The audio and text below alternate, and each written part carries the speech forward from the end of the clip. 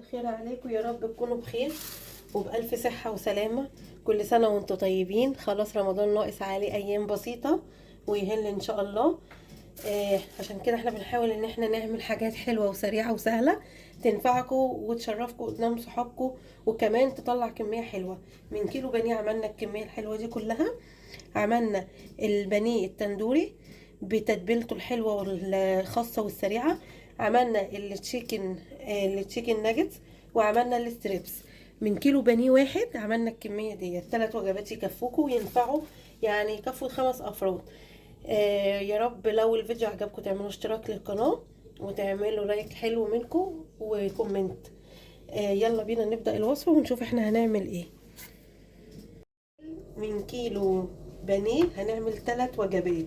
هنعمل 3 وجبات نشيلهم في الفريزر، اما نحتاجهم نطلعهم هينفعونا في وقت زنقة قبل الفطار. عايزين نطلع كده حاجة جنب الاكل اللي عندنا هينفعونا. احنا هنعمل اللي هي تتبيلة البانيه التندوري المشوي، وهنعمل ستريبس، وهنعمل تشيكن ناجتس. 3 وجبات سريعة وسهلة وتتبيلتهم حلوة. احنا هنبدأ دلوقتي بالتندوري، تتبيلة التندوري. ماشي، احنا هنركن ده كده على جنب، وهنجيب البولة بتاعتنا اهو. ده متقطع بانيه. بصوا يا جماعة، اغسلوا الحاجة كويس ونقعوها في حلول الماء، وكمان تنشفوها كويس وتصفوها. ايه بقى عندنا مكونات بقى بتاعت الفراخ التندوري؟ عندنا ليمونة، المفروض ان يعني عصير انا هعصرها وقتها. عندنا معلقة صغيرة توم مفروم، عندنا معلقة صغيرة مستردة، عندنا 4 معالق زيت، عندنا هريسة شطة، عندنا زبادي. التوابل بقى بتاعتنا: معلقة صغيرة ملح، معلقة صغيرة جنزبيل، معلقة صغيرة توم باودر وبصل باودر، عندنا فلفل اسود، عندنا بهارات فراخ، عندنا بابريكا، عندنا كركم، ومعلقة صغيرة كمون، ومعلقة صغيرة كزبرة، وال7 بهارات. اوكي، هنبدأ بقى دلوقتي كده. هننزل بأول حاجة بالزيت اهو. خلاص، وهنعصر الليمون بعديها. هنعصر ليمونة.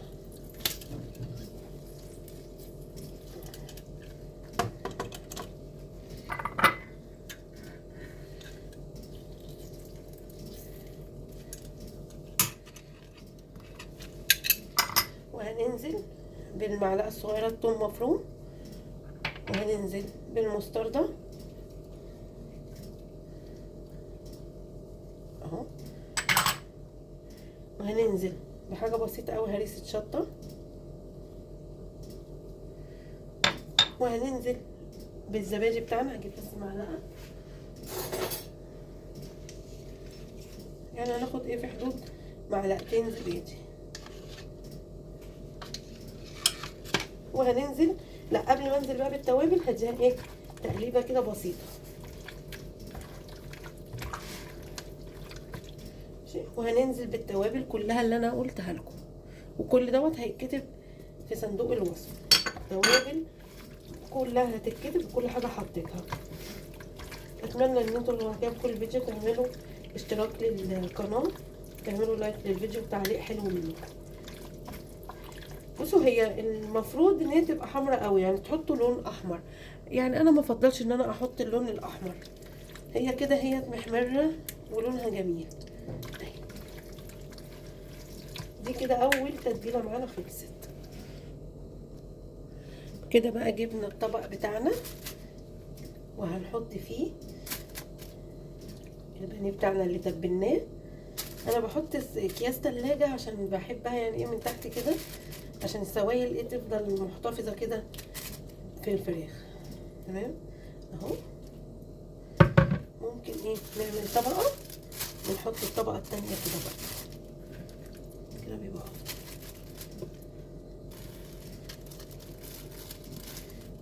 انزل الصوص كده عليها، واقفلها بالستريتش راب واشيلها. وبكده اول تتبيله معانا خلصت اهي.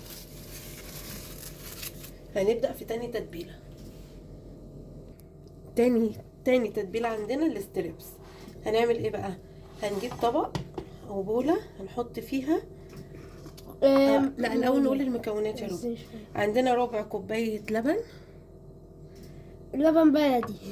عندنا معلقه صغيره خل. عندنا معلقه صغيره صويا صوص. عندنا معلقه صغيره هريسه.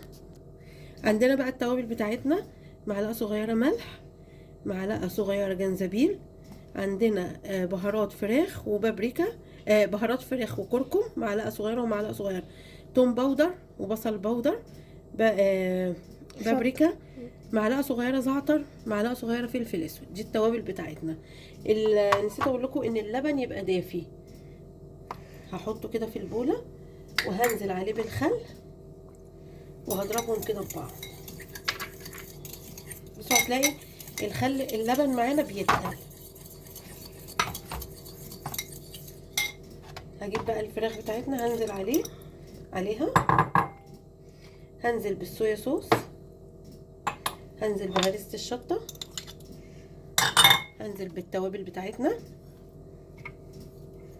كلها كده وهقلبها. هنزل بقى بيهم في طبق التلاجة اهو، ويبقى عندنا احلى ستريبس متشال في التلاجة. ممكن بقى انتوا تضاعفوا الكمية، يعني انا الكمية دي بتكفي عندي وجبة ازيكم يا جماعة؟ اعملوا لايك برضو زي كده. اعملوا لايك للفيديو اهو كده. دي عندنا تاني تتبيلة جاهزة. هندخل في تالت تتبيلة. وصفة معانا اللي هي التشيكن ناجتس. عندنا البانيه اهوت بتاعنا، هنحطه في الكبة بتاعتنا وهقول لكم كل حاجة هتتحط عليه. هنعمل ايه بقى؟ عندنا ده كده نركنه. عندنا بطاطستين صغيرين سلقتهم وهرستهم كويس جدا زي ما انتم شايفين، هرستهم ناعم خالص. عندنا بقى التوابل بتاعتنا: معلقه صغيره بابريكا، عندنا معلقه صغيره جنزبيل، معلقه صغيره توم باودر وبصل باودر، وعندنا بهارات فراخ، وعندنا فلفل اسود، ومعلقه صغيره ملح. ما تكتروش ملح عشان واحنا بنسلق البطاطس حاطين فيها ملح. وعندنا معلقه زيت، وعندنا معلقه كبيره صويا صوص، وعندنا معلقه كبيره بقسماط مطحون، وعندنا معلقتين نشا من المعلقه دي. هنعمل ايه بقى دلوقتي؟ هنركن كده البطاطس، هننزل بكل التوابل دي في الكبه بتاعتنا على الفريخ. هننزل بشويه الزيت اللي عندنا اهو، هننزل بالصويا صوص،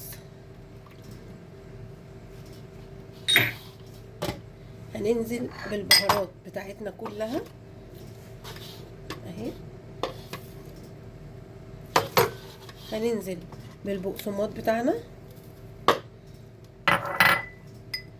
وهننزل بالنشا، وهناخد الكلام ده كله نضربه في الكبة كويس جدا الضرب لغاية ما تبقى عجينة معانا وارجع لكم.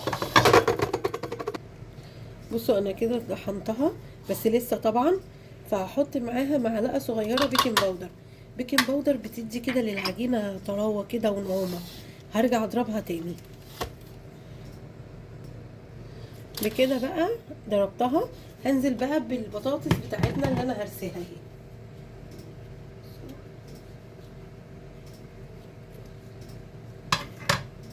شايفين؟ هنزل بقى عليها وهرجع اضربها تاني برضو لحد ما كلها تتجانس مع بعضها كده وتبقى ايه، عجينة واحدة. وهرجع لكم برضو. البطاطس اهي، بصوا كده بقى اهي طحنت كويس جدا. وبصوا بقيت ايه، كده بقت قطعة واحدة. هبدأ بقى اطلع كده من السلاح واجيب البولة بتاعتنا اهي، وهنزلها كلها في البولة. شايفين؟ هسيبها ترتاح شوية وهدهن ايدي زيت وانا بنزلها دلوقتي. بصوا انا حاسه العجينه طريه معايا، فحطيت لها معلقتين بقسماط وهقلبها فيها عشان تمسك كده ببعضها، وهدخلها التلاجة لمده نص ساعه، وهبدا بقى ايه نجهز الحاجه بتاعت التشكيل بتاعتها ونشكلها. وانت رخم معاها بس مش مشكله، وهي لما ترتاح هتمسك في بعض.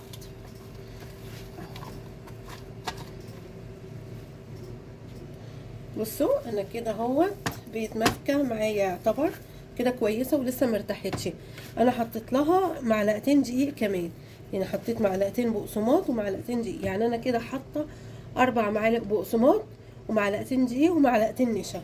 ماشي، بس هي كده بقت كويسه، ولما تقعد في التلاجة كمان هتمسك في بعضها، هتبقى كويسه. هسيبها في التلاجة وهرجع لكم. كده مجهزين بقى معانا العجينه اهي، طلعناها من التلاجة. معانا شويه زيت، يعني حاطين شويه زيت صغيرين. هنا حاطين بيضايه وربع كوبايه لبن، عليها ملح وفلفل اسود بس. وهنا الكورن فليكس بتاعنا المطحون.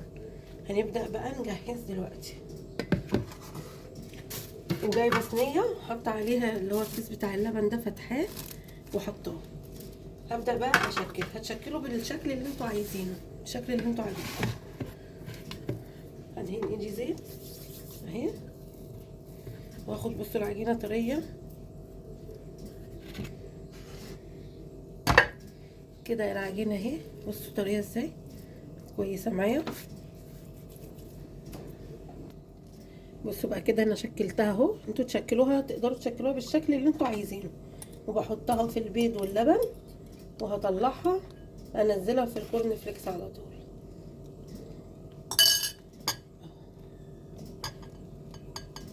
انا اصلا حاسس يا جماعه ان هي هتنجح. احنا عملناها قبل كده على فكره ايوه. في القناه، حلوه جدا، ودي تاني مره بنعملها. يا معاك. رب تعجبكم، يا ريت تجربوها. حلوه جدا وطعمها بيبقى حلو، وبتدي كميه حلوه. يعني بصوا دي الكميه كده دي اتضاعفت معايا. البطاطس بتزود كميتها اهو. عملت الشكل ده اهو، وهحطها هنا وهطلعها على كورن فليكس. شايفين؟ هخلص الكمية كلها وهرجع لكم. وبكده بقى خلصنا الكمية بتاعتنا بتاعت التشيكن ناجتس اهي. هنبدأ بقى نرصها في الطبق الفويل بتاعنا اللي احنا هنحفظ فيه اهو.